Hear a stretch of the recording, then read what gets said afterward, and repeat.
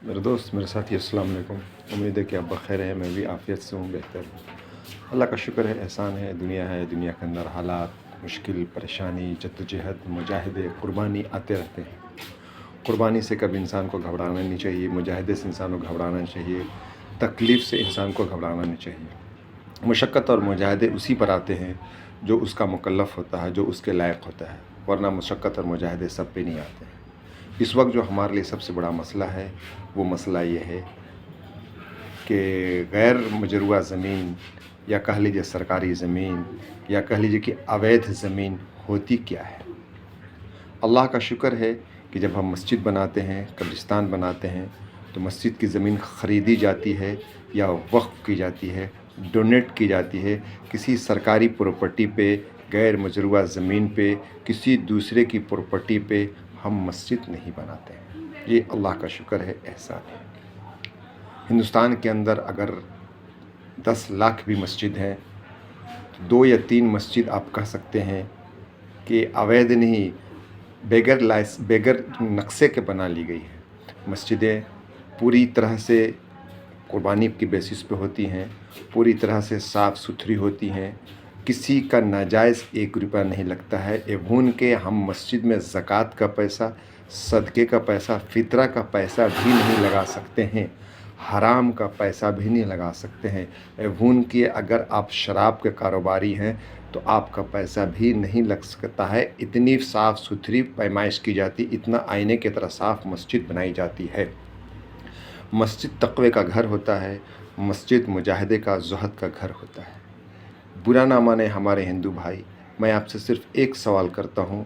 वो सवाल ये है कि मैं पटना का रहने वाला हूँ, राजा बाज़ार का रहने वाला हूँ। सगुना मोड़ से 90 डिग्री पे सगुना मोड़ से लेकर आप मुझे पटना सिटी तक, ये पटना शहर आता है, सगुना मोड़ से पटना सिटी तक एक भी मंदिर ऐसी दिखा दें आप जो ख़रीदी गई हैं, या जो डोनेट की गई हैं, या किसी ने आपको तोहफ़तन दिया है। एक भी मंदिर दिखा दें। मैं सगुना मोड़ से चल के आपको दिखा देता हूँ।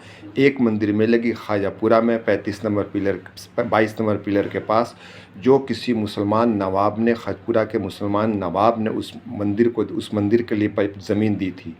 एक मंदिर मिलेगी पाल मार्केट के सामने, हक मार्केट के सामने, जो समनपुरा के सिराज खां साहब ने दी थी। बाकी आप चल के आ जाओ, जितनी मंदिरें हैं,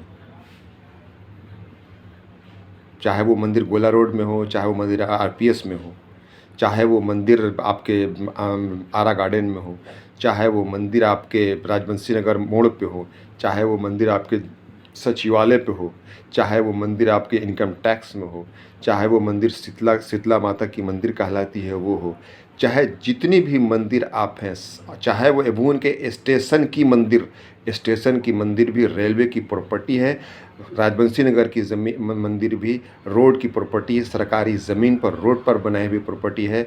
सचिवालय की मंदिर भी आपने रोड पर ही बनाई हुई है, ज़बरदस्ती कब्ज़ा करके बनाई हुई है। स्टेशन की मंदिर भी आपने ज़बरदस्ती कब्ज़ा करके बनाई हुई है। कभी किसी मुसलमान ने आपकी तरफ नज़रें उठाकर देखी कि आपने गैर मजरूआ ज़मीन पे, सरकारी ज़मीन पे, अवैध ज़मीन पे आपने मंदिर का निर्माण किया? एक भी मंदिर, अगर पटना शहर में 500 मस्जिद है तो 10 मस्जिद को आप अवैध निकाल के दिखा दीजिए, आज हम तोड़ेंगे। लेकिन पटना में अगर 10,000 मंदिर है तो 10,000 मंदिर में से 10 मंदिर आप ऐसी दिखा दीजिए जो किसी ज़मीन पे, ख़रीदी हुई ज़मीन पे है, गैर मुतनाज़ ज़मीन पे है, बगैर वैध ज़मीन पे है। 10 मंदिर दिखा दीजिए। हम 500 मस्जिद में आपको 10 मस्जिद का चैलेंज करते हैं कि आप गैर अवैध दिखा दीजिए। मैं आपको 10,000 मंदिर है पूरे पटना में, उन 10,000 मंदिर में से आप 100 मंदिर दिखा दीजिए, 50 मंदिर दिखा दीजिए जो सरकारी ज़मीन पे नहीं है, अवैध नहीं है, पुनर्निर्माण नहीं है। मत करो ये। या आखिर कौन ऐसे लोग हैं जो हिंदुस्तान के समाज को बर्बाद करना चाहते हैं? हिंदुस्तान में ऐसे कौन लोग हैं जो नफ़रत की बुनियाद पर राजनीति करना चाहते हैं? हिंदुस्तान पे ऐसे कौन लोग हैं जिनके मुंह खून का बू लग चुका है, जिनके मुंह में खून का मज़ा लग चुका है? मत करो। इस हिंदुस्तान को, इस मुल्क को बहुत मुश्किल से ये मुल्क 78 साल में एक स्टार्टअप ले रहा है। 78 साल में हमने अपनी फ़ौज को इकट्ठा किया है, हमने अपनी फ़ौज को मुनज़्ज़म किया है, हमने इंफ्रास्ट्रक्चर को मुनज़्ज़म किया है, हमने एजुकेशन को, हम हिंदुस्तानियों ने एजुकेशन को मिलकर मुनज़्ज़म किया है।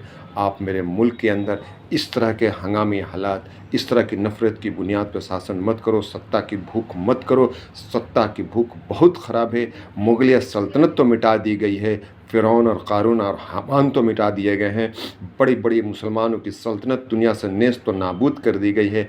आप भी ऐसा मत करो। हुकूमत करने आए हो, हमें हमारे हाल पे छोड़ दो। हम पंचर बनाकर भी अपने मुल्क के साथ वफ़ा करेंगे, हम भीख मांग कर भी अपने मुल्क के साथ वफ़ा करेंगे, लेकिन मुल्क में नफ़रत की बुनियाद पे आप इन हंगामों को मत करो, बराए मेहरबानी मत करो।